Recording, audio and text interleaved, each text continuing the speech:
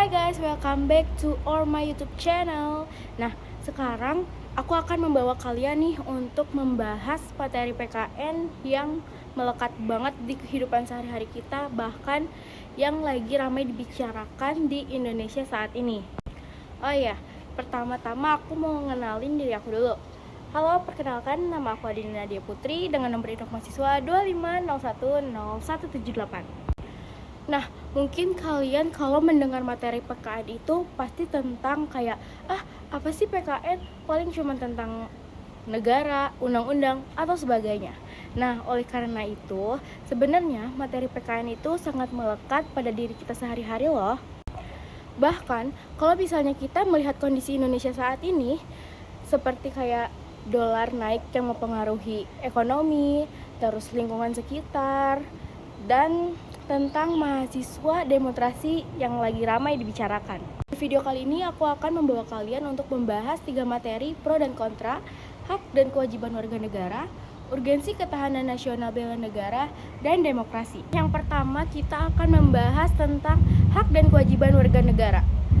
Contohnya nih ya, di lingkungan sekitar aku itu masih ada orang yang membuang sampah sembarangan, tapi dia itu pengen banget memiliki lingkungan yang nyaman dan bersih. Pasti semua orang itu menginginkan tempat tinggal yang nyaman, bersih, dan sehat.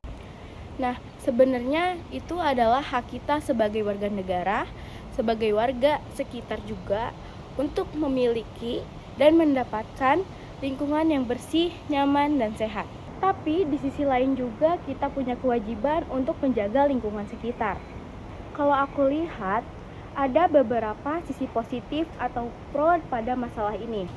Yang pertama, sekarang sudah banyak warga yang sadar untuk menjaga kebersihan lingkungan. Yang kedua, masih ada kerja bakti atau gotong royong di beberapa lingkungan. Ada banyak tempat sampah dan program yang dibuat warga untuk lingkungan sekitar.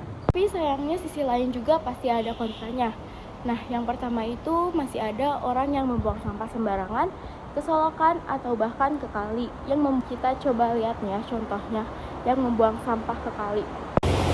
Ini merupakan salah satu bentuk orang yang ingin mendapatkan hak dan kewajiban lingkungan yang bersih tetapi tidak membuang sampah pada tempatnya. Itu merupakan salah satu atau salah banyak gak sih?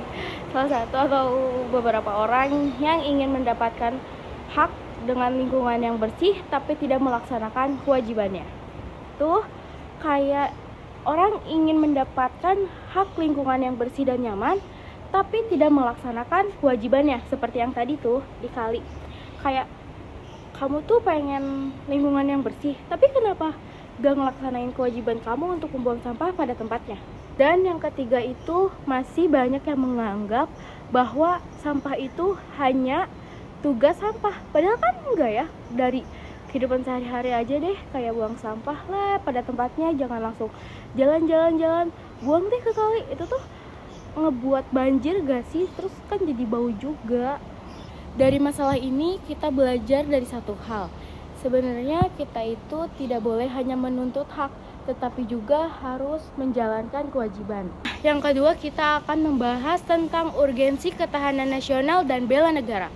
Mungkin kalian mendengar kata bela negara itu tentang perang atau tentara. Nah, salah satu contohnya itu adalah tentang kondisi ekonomi yang sedang tidak menentu dan kenaikan dolar di Amerika. Mungkin banyak yang berpikir bahwa apa sih hubungannya dolar naik dengan bela negara? Nah, ternyata hubungannya itu besar. Kalau misalnya dolar naik, pasti beberapa barang juga ikut naik, seperti biaya hidup dan kondisi ekonomi warga sekitar merasa terganggu. Nah, disinilah kita pentingnya itu untuk bela negara.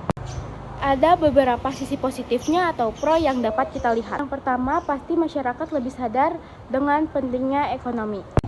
Yang kedua, banyak orang yang mendukung untuk produk lokal dan UMKM. Nah, sekarang kita akan melihat cuplikan tentang kenaikan dolar dan mempengaruhi kondisi ekonomi.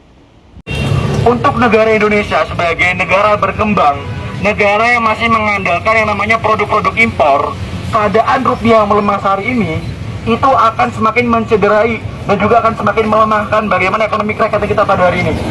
Menurut aku, bela negara pada zaman sekarang itu bukan tentang soal senjata, tetapi bagaimana kita ikut menjaga persatuan, mendukung ekonomi Indonesia, dan tidak mudah terpecah dengan perbedaan.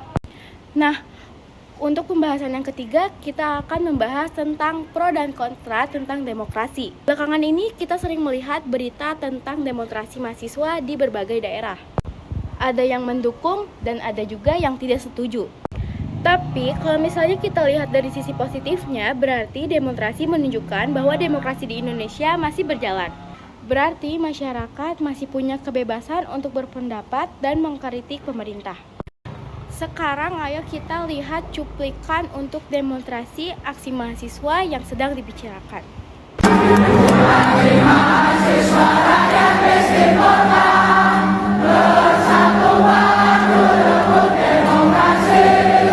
Selain itu pasti ada sisi pro lainnya. Yang pertama, masyarakat bebas menyampaikan aspirasi.